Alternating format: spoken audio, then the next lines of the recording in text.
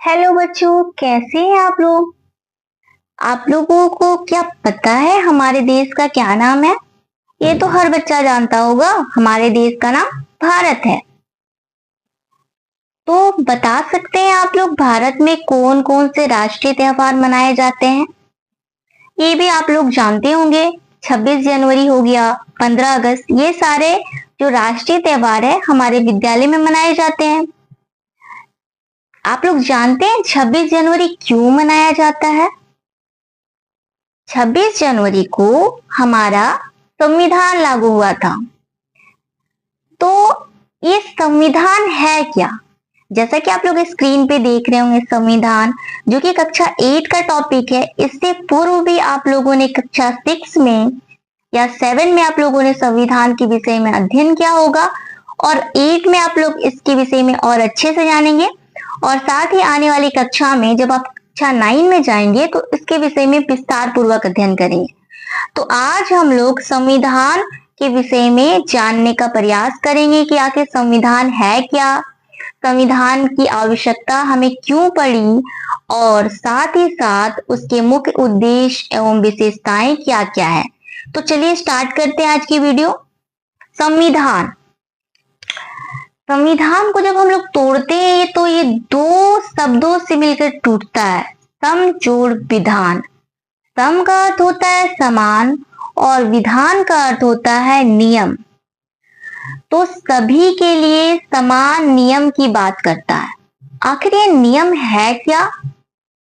बच्चों, आप लोग खेल खेलते होंगे ना, खेल के तो कुछ नियम होते हैं। आखिर ये खेल में नियम होते क्यों हैं, ताकि खेल में बेईमानी ना हो।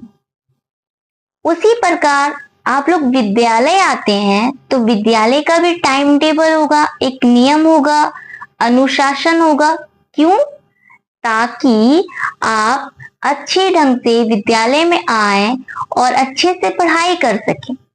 उसी प्रकार हमारे देश का भी कुछ नियम होता है, कुछ कानून होता है, जिससे देश को सुचारू रूप से चलाया जा सके। बिना नियम के देश की व्यवस्था अच्छे से नहीं चल सकती। तो संविधान की इसीलिए आवश्यकता पड़ी। बिना संविधान को आप नियमों का दस्तावेज भी कह सकते हैं। संविधान जो होता है लिखित नियमों और सिद्धांतों का एक समूह है। संविधान एक प्रकार का बुक है जिसमें बहुत सारे नियम, बहुत सारे कानून लिखे हुए हैं, और इसे देश का सर्वोच्च कानून भी कहा जाता है। हमारे देश का सबसे सर्वोच्च कानून क्या है, तो आप लोग बताइएगा। संविधान यह बताता है कि देश कैसे चलेगा, यह हमें क्या बताता है कि देश किस प्रकार चलेगा।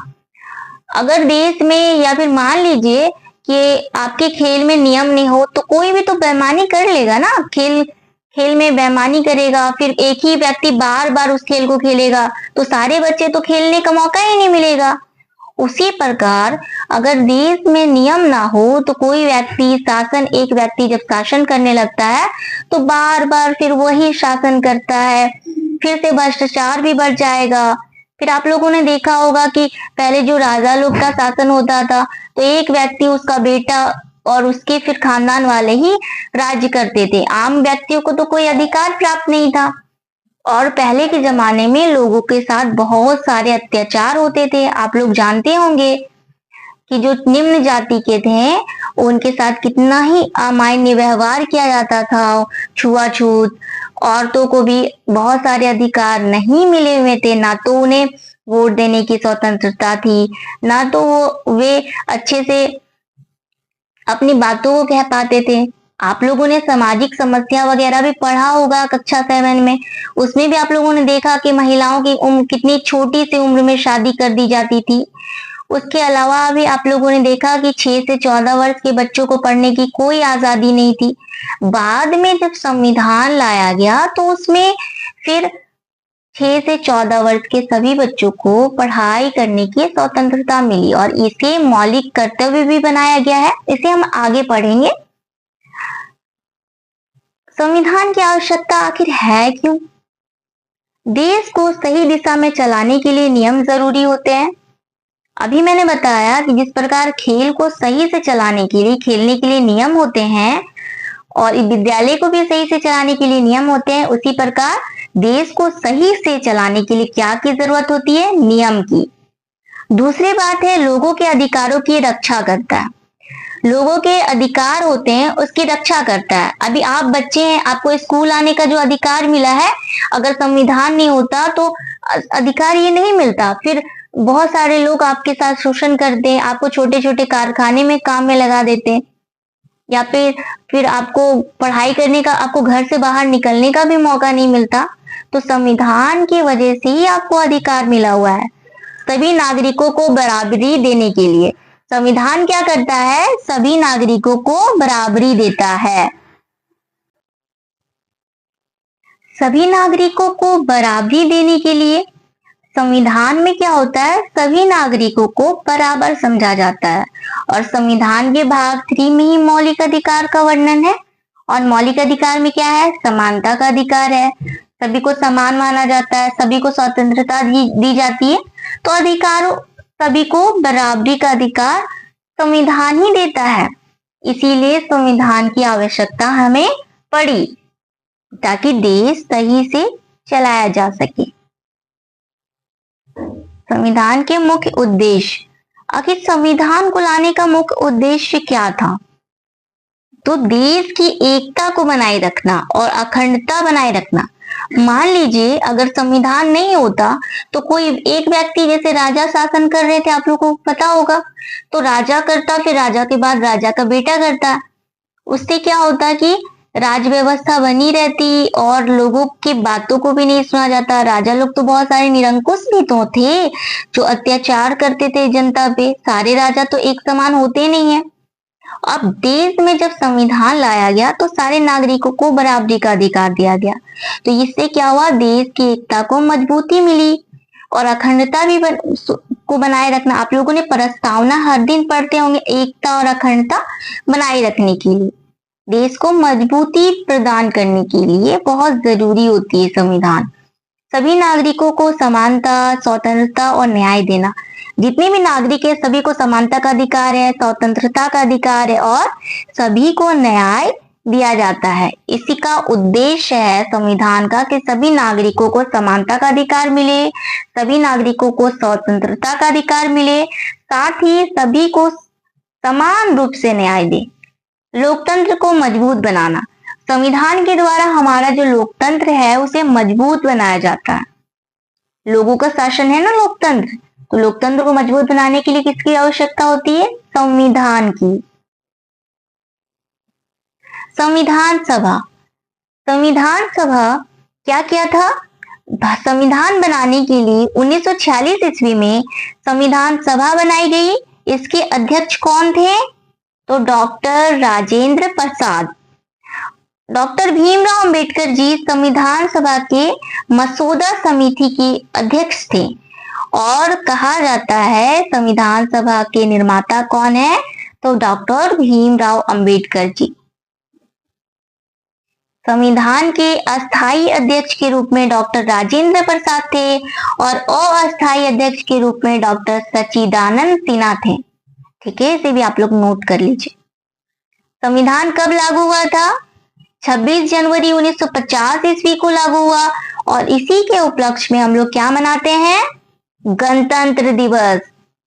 इसी दिन को हम गणतंत्र दिवस के रूप में मनाते हैं। अब जानेंगे संविधान की क्या क्या विशेषताएं हैं। विशेषता का अर्थ होता है उसके क्या गुण हैं, तो जानते हैं। ये हमारे देश का सबसे लिखित संविधान है। आप लोगों को पता है संविधान जब बना था तो उसको बनाने में कितना टाइम लगा था? 2 वर्ष 11 माह और 18 दिन का समय लगा था। इसे भी नोट कर लीजिए। और इसे लिखा गया है, मैंने अभी क्या बताया, एक दस्तावेज या किताब भी आप इसे कह सकते हैं। तो किताब में जो भी चीज लिखी रहती है तो लिखित रूप से रहती है ना, तो उसी प्रकार संविधान भी लिखी हुई है। सबसे लंबा है। आप लोगों ने देखा कि कितना ज्यादा टाइम लगा। 2 साल किसी चीज को आप लिख रहे हो तो ये तो लंबा होगा ही। और साथ ही साथ इसमें 395 अनुच्छेद, 12 अनुसूचियां और 22 भाग थे जब संविधान बना था उस वक्त। और वर्तमान में कोई आपसे पूछे कितने अनुच्छेद हैं, तो 470 अनुच्छेद हैं, 25 भाग है और 12 अनुसूचियां हैं। क्योंकि शुरू में तो 8 ही अनुसूची थी, लेकिन बाद में फिर इसे 12 कर दिया गया था। तो फिर अभी जब वर्तमान में कोई आपसे पूछे तो 470 अनुच्छेद, 25 भाग और 12 अनुसूचियां। धर्मनिरपेक्षता, अब क्या बोला गया है, धर्म के आधार पे हमारा जो संविधान है उसमें बताया गया है किसी भी नागरिक के साथ कोई भेदभाव नहीं किया जाएगा। सभी नागरिक समान है, सभी को अपने धर्म को मानने की स्वतंत्रता है। उसके बाद है संघात्मक संरचना। अब ये संघात्मक संरचना क्या है, आप लोगों ने तो देखा होगा केंद्र स्तर पे जो सरकार है वो उन्हें कौन चलाता है, तो आप लोगों ने हमारे भारत के प्रधानमंत्री कौन है, श्री नरेंद्र मोदी जी हैं। तो वे क्या करते हैं, वे केंद्र स्तर पे सरकार की देखरेख करते हैं। राज्य स्तर पे कौन है, तो हेमंत सोरेन जी। और हमारे जो स्थानीय स्तर है उसमें कौन है, तो स्थानीय स्तर पे आ जाते हैं मुखिया। इसी प्रकार से संघात्मक संरचना कहा गया है। संघात्मक में क्या होता है, केंद्र स्तर पे सरकार होती है, राज्य और स्थानीय स्तर तीनों स्तर पे सरकारें काम करती है। जैसे कि अभी आप लोग देख रहे होंगे आपके गांव में जो भी काम होता है उसकी देखरेख कौन करते हैं, मुखिया, और राज्य के मुख्यमंत्री और देश के प्रधानमंत्री।